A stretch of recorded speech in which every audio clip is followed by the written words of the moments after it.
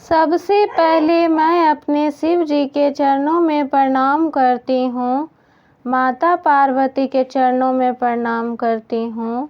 नीलम दीदी, हरिंदर भाई के चरणों में प्रणाम करती हूँ। सभी गुरु भाई, गुरु बहनों के चरणों में प्रणाम करती हूँ। माता पिता के चरणों में प्रणाम करती हूँ। कोई भी कथा को पूरा सुनना चाहिए। अधूरा छोड़ने से भगवान शिव जी का अपमान होता है तथा आधा सुनने वाले मनुष्य पाप के भागी बनते हैं। अतः आप सभी शिव शिष्य से विनम्रता है पूर्वक निवेदन है कि इस कथा को पूर्ण श्रवण करें तथा शिव महिमा तथा कृपया प्राप्त करें। आप और हम मिलकर महादेव जी की चर्चा को फैलाएंगे, देश विदेश में फैलेगी। शिव जी का महिमा सब तक पहुंचना ही चाहिए, क्योंकि इसमें शिव जी का चर्चा, गुणगान, पुण्य का काम है। इसलिए इस में 3 भाई रहते थे। बड़े का नाम राकेश और उसकी पत्नी का नाम लीला था, और मंझले भाई का नाम मुकेश और उसकी पत्नी का नाम साक्षी था। छोटे भाई का नाम परवेश और उसकी पत्नी का नाम सावित्री था। तीनों भाई खेतों में काम करता था और उसकी पत्नी घर में काम करती थी, घर के सारे काम करती थी। जब अनाज होता था, बड़े भाई और मंझले भाई अनाज बेचने जाते थे और छोटे भाई को लेकर नहीं जाते थे और ना ही उसे कुछ बताते थे। और उसकी पत्नी को दिन भर घर में काम करती थी। उन दोनों की पत्नी बहुत ही चालाक थी और कोई भी काम भी नहीं करती थी, और उन दोनों को पेट भरने के अलावा कुछ नहीं पता रहता था।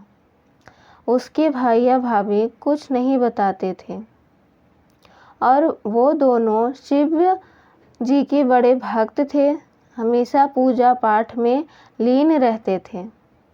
एक दिन उसके घर में बूढ़ी औरत आई। दरवाजे पर खड़े होकर बुलाने लगी, कोई है? तभी तीनों भाइयों की पत्नियां निकलकर बाहर आई और बड़ी वाली ने पूछा, क्या हुआ माता, सो हमें बताइए। बूढ़ी औरत ने कहा कि मैंने 2 दिन से कुछ नहीं खाया है, इसलिए अगर कुछ हो तो हमें खाने के लिए दे दो। तो बड़ी वाली ने कहा, माता मैं तो अपने हिस्से का खाना खा चुकी हूँ, आप मंझली वाली से पूछिए।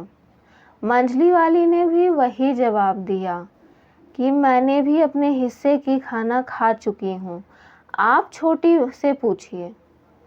छोटी ने जवाब दिया, नहीं, मैंने अपने हिस्से का खाना नहीं खाया है माता, आप शीघ्र ही आप मेरे साथ अंदर चलिए। और उस बूढ़ी औरत को अंदर ले गई, उसके अच्छे से स्वागत की, आदर सत्कार के साथ उसे खाना खिलाई तथा उसे बहुत ही खुशी मिली कि वो किसी को अपने हिस्से का खाना खिलाई, किसी की भूख मिटाई। तभी उस बूढ़ी औरत ने कहा, बेटी तुम तो भूखी रह गई, तुमने तो अपने हिस्से का खाना मुझे दे दिया और खुद भूखी रह गई। तभी छोटी ने कहा, नहीं, मैं भूखी नहीं रही, क्योंकि आपने खा लिया तो मेरा पेट भर गया। क्योंकि कहा गया है, मेहमान भगवान माना जाता है, समान होते हैं। बूढ़ी औरत ने उसे आशीर्वाद देने लगी, कहा कि उसे कहने लगी कि तुम्हें मेरा भूख मिटाया है, कभी भी तुम्हें कोई चीज़ की कमी नहीं होगी। यह बात बड़ी वाली मंझली वाली सुन रही थी। तभी सामने जाकर वो कही, अम्मा हमने क्या गलती किया जो आप हमें आशीर्वाद नहीं दे रहे। तभी बूढ़ी औरत ने कहा, किसी से आशीर्वाद छीन कर नहीं ली जाती, क्योंकि अगर वो कोई भी इंसान अपनी खुशी से दे तो वही सबसे बड़ा आशीर्वाद होता है। किसी से आशीर्वाद छीनी नहीं जाती, कमाई जाती है। लेकिन कोई बात नहीं, तुमने भी मेरा कोई अपमान नहीं किया। लेकिन हाँ, मेरा एक काम करो, तुम लोग एक एक सोमवार शिव जी और पार्वती जी के मंदिर में जाकर बिना कुछ खाए पिए लोटे में जल लेकर धूप में खड़े होकर प्यासे को पानी पिलाना। लेकिन एक बूंद भी पानी व्यर्थ में नहीं जाना चाहिए। और शाम में आकर तुम उसे पानी पिलाकर अगर वहाँ से आओ तो उस लोटे को ढक कर रख देना और उसके बाद तुम कुछ खा पी सकती हो। तुम तीनों एक एक सोमवार को ये काम करना। तीनों ने हाँ कर दिया। तभी एक पहला सोमवार आया तो बड़ी वाली ने कहा, इस सोमवार को मैं जाऊंगी। फिर मंझली ने बोला, दूसरे सोमवार को मैं जाऊंगी। उसके बाद छोटी को बोला, तुम तीसरी सोमवार में अंत में जाना।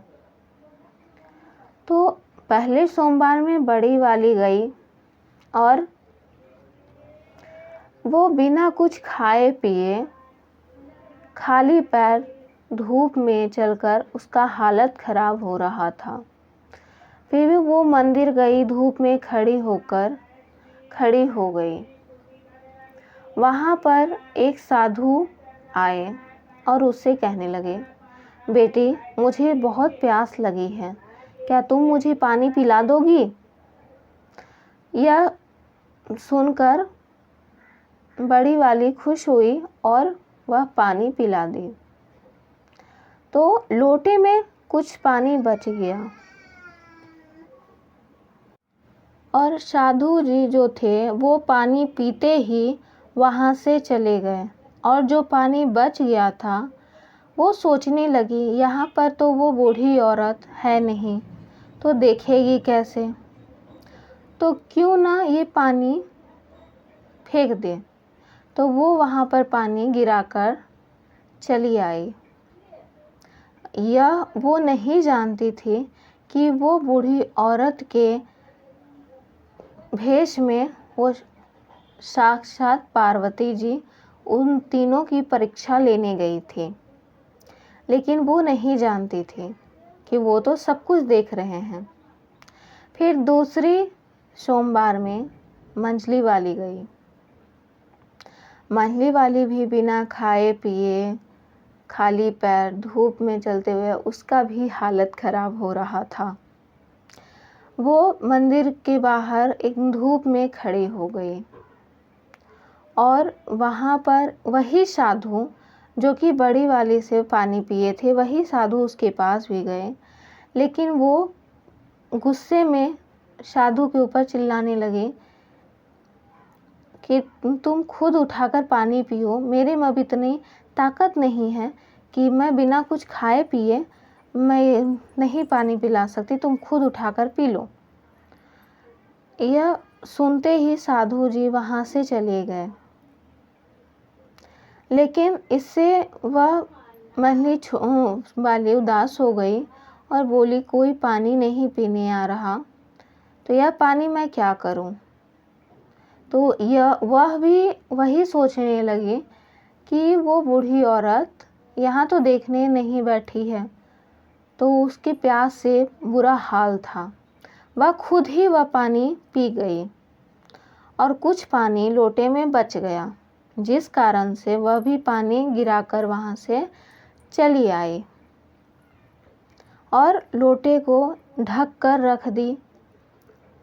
फिर तीसरे सोमवार में छोटी वाली गई, बिना कुछ खाए पिए खाली पैर शिव जी का नाम जपते हुए मंदिर में गई।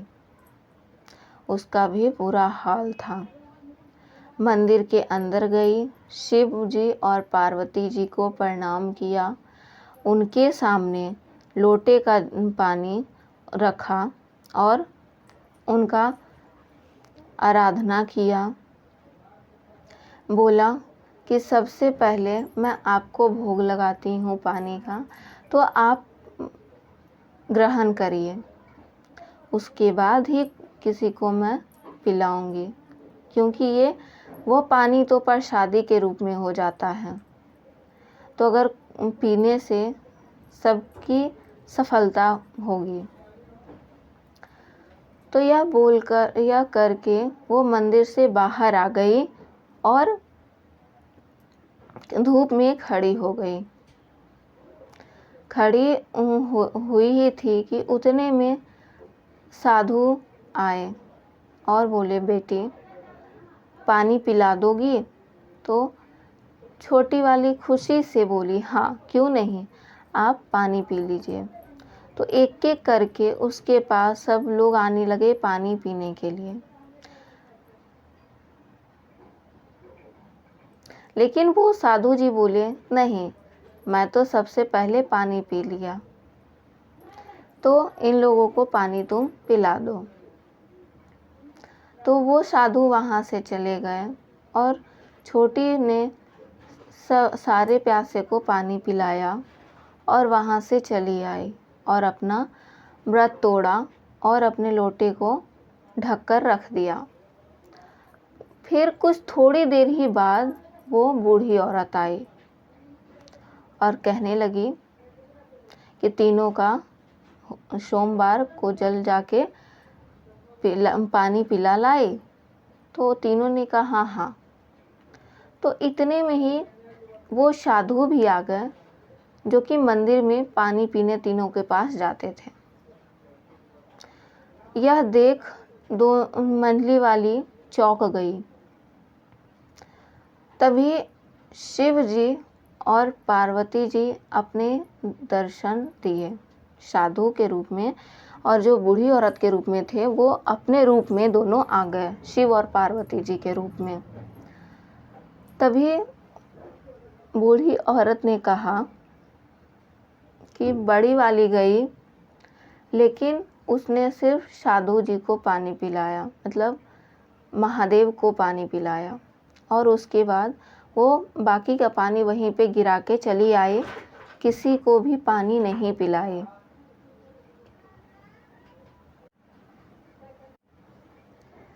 तभी बूढ़ी औरत ने कहा, सबसे पहले तुम लोग अपने अपने लोटे ले आओ।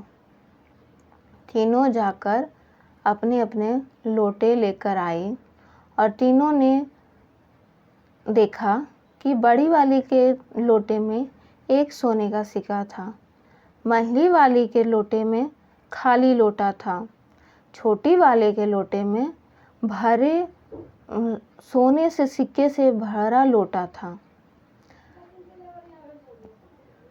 बड़ी वाली और मंझली वाली ने देखा, चौंक गई और पूछने लगी, ऐसा क्यों? तो वही महादेव जी ने कहा कि तुमने मंदिर गई लेकिन एक को पानी पिलाई, इसलिए तुम्हें एक सिक्का मिला और बाकी पानी तुमने वहीं पर गिरा दिया और चली आई, इसलिए तुम्हारे कर्म के हिसाब से तुम्हें मिला।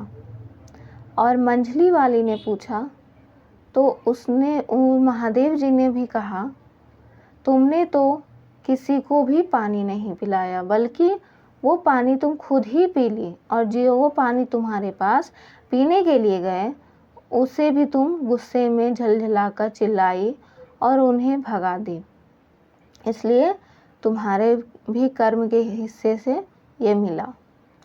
और छोटी ने सबको पानी पिलाया, सबसे पहले हम दोनों को जाके पानी का भोग लगाया, यह और बाहर आके भी सब प्यासे को भी पानी पिलाया, तो इसके कर्म से हिसाब से इसे मिला है।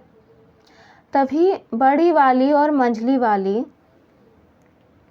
पैरों पर गिरकर माफ़ी मांगने लगे और कहने लगे कि हमें माफ़ कर दीजिए। तभी छोटी वाली ने कहा कि हम दोनों के तरफ से हम माफ़ी मांगते हैं, क्षमा करिए, सारी गलतियों को माफ़ करिए। वह भी क्षमा मांगने लगी। तभी महादेव जी तो बड़े ही कृपालु हैं, दयालु हैं, तो उन्होंने दोनों को माफ़ कर दिया और यह आशीर्वाद दिया कि अन्न धन से हमेशा पूर्ण रहेगी। यह कहते हुए दोनों अंतर्ध्यान हो गए।